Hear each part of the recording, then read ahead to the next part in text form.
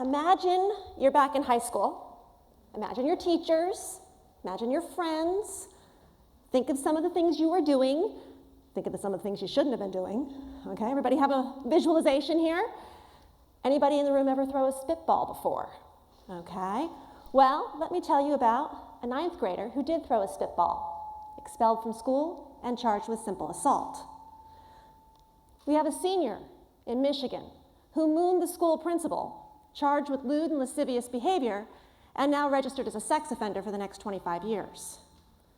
That said, there are kids who commit very serious and dangerous crimes, crimes that we're very concerned about. However, we do have 12-year-olds currently sentenced to life without the possibility of parole. These are the types of cases and the type of work that I focus on. This is the fundamental question of my research. Are adolescents different from adults that would warrant different treatment under the law? And if so, what developmental factors should you consider? And at the end of the day, where do you draw the line between being a child and being an adult? So let's start with Adolescence 101, because adolescence is an enormous time of growth and change. You may remember your own adolescence, or the parents in the room may remember their child going through adolescence. There's physical changes, you remember puberty, emotional changes, social changes. One of the most important changes, though, is in cognitive development. That is in the way adolescents think. Kids now can think very differently. They can think abstractly, what if, the possibilities. They can think long term. They can think about others. They have these new advances and, in fact, become quite similar to adults. Notice I didn't say as smart as adults, because sometimes still adults make poor decisions. But they become quite similar to adults. So why then, if adolescents are so incredibly smart, do they make such incredibly stupid decisions? And this is where the problem lies. And this is the research we've been focused on. They have these cognitive advances, they know the difference between right and wrong, and yet they still engage in really risky behavior. In fact, every parent in the room says, if they've talked to their child, why did you do that? What's the most common response they come back? Oh no, right. Well, in fairness, they're not lying to you. They didn't know why they did it. They knew they shouldn't have, but they did it anyway. And in fact, that's where my research comes from. Let me tell you about a research study my colleagues and I did with kids as young as age 10 to as old as age 30. Higher scores on this scale mean more mature behavior. So start with the red line. That's your cognitive development. Now, by about age 16, adolescents are similar to adults. So that's it. That's where we should draw the line. At 16, you're an adult. Again, every parent in the room just gasped and went, please, no. Because at 16, we sure as heck aren't adults. Because what else is going on? Well, look at that blue line. That blue line is what we call psychosocial development or emotional development. That's the stuff that helps us self-regulate, controls our impulses, helps us to think long-term, to resist peer influence. And notice, that line continues to develop well up into your 20s.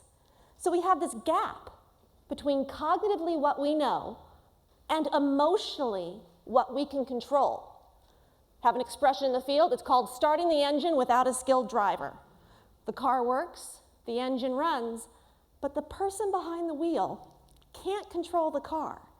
So that's why these two systems create such an interesting interplay for us understanding adolescent decision-making. Well, the reason this has become so important is because we've been studying adolescent brain development. In fact, what you're looking at here is more blue on this scale means more development. So you want to see more blue. And the way you want to see this blue development is particularly behind your forehead, where the frontal lobe or the prefrontal cortex of the brain is. That's like the CEO of the company. It runs the business. It's responsible for impulse control, the ability to regulate your emotions, all that ability to take perspective. And that's the last part of the brain to develop. That part of the brain isn't necessarily fully developed until roughly age 25. And so this part of the brain, remember that blue line that was developing, that part of the brain is still coming into play. It doesn't mean the brain doesn't work. It's just not fully functioning in the way an adult is. Well, what do you mean by developing? Let's do a quick neuroscience lesson. When you're born, you are born with a ton of synaptic connections. Now, if I have any gardeners, you know that when you prune a rose bush, you want to prune the rose bush so that it will grow more. Well, that's exactly what you want to do. In adolescence, you prune away the unnecessary synaptic connections so that messages can travel in a more direct route. I like to think of it like driving. Get rid of the detours so you can take a more direct route from point A to point B. We also have an important change in the brain in myelination. That's a white fatty sheath that goes around the axon. I again like to think of a dirt road versus a paved highway. It's much faster to travel down that paved highway than it is a dirt road, and that's exactly what happens as you lay myelin down from each of your experiences. We also have a change in dopamine. This is a neurotransmitter in your brain that makes you feel great. So when the dessert cart goes by in a restaurant or you have that piece of chocolate cake, dopamine spikes. When you do something really exciting, dopamine spikes. When you have sex, dopamine spikes. So the next time you can say dopamine. Don't do that. But you understand, it makes you feel great. But the change in the density and the distribution of dopamine, this is why kids, when they say they're bored, they're so bored. And when things are great, they're awesome. Now, I apologize to the adults in the room, but nothing ever feels as great as it did during adolescence. So the dopamine spikes never reach the same highs. Final change is in the increased connectivity between the subcortical to the cortical regions. Take your fingers, stick them between your ears, and you'll be in your limbic system, where your amygdala is. Now, your amygdala is your primitive emotion fight or flight response system. Well, that subcortical region eventually bridges to the cortical, so the brain is the connectivity response and talking fully.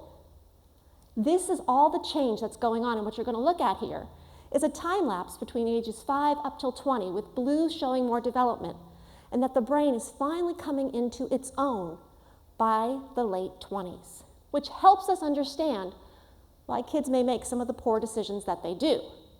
So then what do? Well, this is my favorite New Yorker cartoon. Young man, go to your room and stay there until your cerebral cortex matures.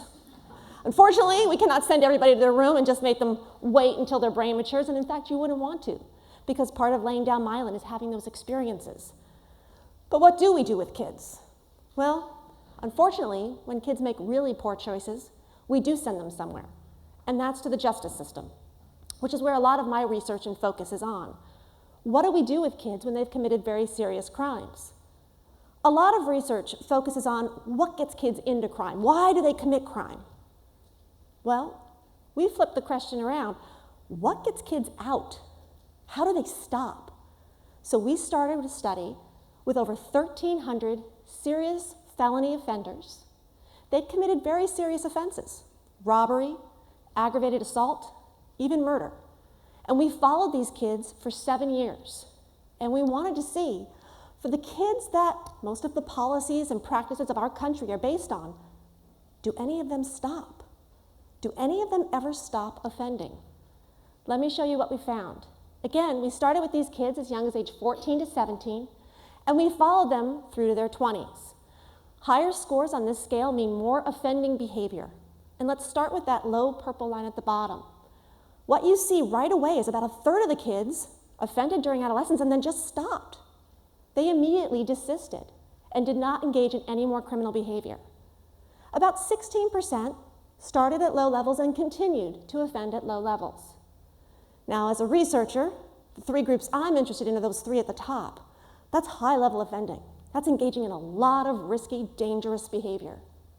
But notice that red line, only 9% persisted. The other 40%, those 2 other high groups, desisted by their 20s. So why? How did they stop? Why do we see such heterogeneity in this type of offending? Well, that's because when we actually measure that self-regulatory process, that emotional behavior, every one of the kids developed impulse control, the ability to think long-term, self-regulation. The only group of kids who didn't were those kids in that red group, that persistent group. They didn't develop that self-regulatory process. So this sort of helps us understand that most kids, even when they do some very serious or dangerous things, will grow up and out of crime. So then what do we do across this country? We have an expression also called justice by geography. Where you live determines how the law is going to treat you. For instance, here in the state of California, at the age of 14, you can be automatically transferred to the criminal justice system. Colorado, the age is 12. What you'll see here in Wisconsin is the age of 10, and in fact, in West Virginia, there are some crimes at which there are no lower age limit at which they will transfer kids to the criminal justice system. Now, this is 2016. What's going to happen in the next coming years about how we treat kids? And the reason this is important is because in 2005, we finally abolished the juvenile death penalty. Before 2005, we were one of the 3 countries left to still execute our children. In 2012, we finally put limits on life without the possibility of parole for juvenile offenders. So these consequences are really important when we think about how we treat children. There's no question. Children need to be held accountable. Every parent in the room knows that. It's not whether you hold children accountable. It's how you hold them accountable. Because if you look, today we can try juveniles as adults in the criminal justice system, but they can't go get a job. They can't buy a pack of cigarettes or get a cocktail. They certainly can't vote. And rental car agencies have known for years never to rent a car to anybody under the age of 25. These are important because as we think about kids, we need to think about a justice system that takes science and, in particular, development into account. Because at the end of the day, kids are not miniature adults and they shouldn't be treated as such. Thank you.